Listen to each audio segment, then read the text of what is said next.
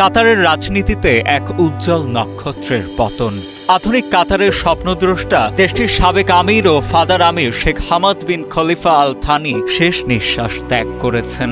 ৭৪ বছর বয়সে ১২ জুলাই চিরবিদায় নিলেন কাতারকে বিশ্বমঞ্চে এক নতুন উচ্চতায় নিয়ে যাওয়া মহান এই নেতা।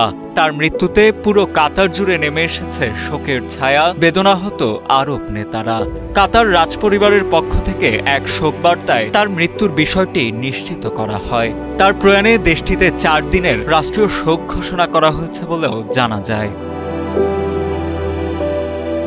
১৯৯৫ থেকে ২০১৩ এই দীর্ঘ ১৮ বছরে শেখ হামাদ আধুনিক কাতারের রূপকার হিসেবে নিজেকে প্রতিষ্ঠিত করেন। তার দূরদর্শী নেতৃত্বে প্রাকৃতিক গ্যাস রপ্তানিতে বিশ্বের শীর্ষ অবস্থানে উঠে আসে কাতার। শুধু অর্থনীতি নয়, বিশ্বমঞ্চে কাতারের রাজনৈতিক প্রভাব ও গুরুত্ব বৃদ্ধিতেও তিনি ছিলেন মূল চালিকা শক্তি। তার শাসনামলেই ১৯৯৬ সালে যাত্রা শুরু করে প্রভাবশালী সংবাদ মাধ্যম আল জাজিরা।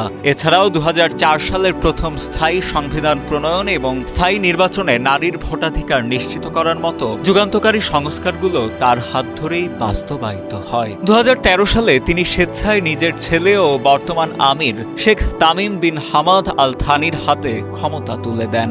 উপসাগরীয় রাজতন্ত্রের ইতিহাসে ক্ষমতা হস্তান্তরের এমন দৃষ্টান্ত ছিল অত্যন্ত বিরল।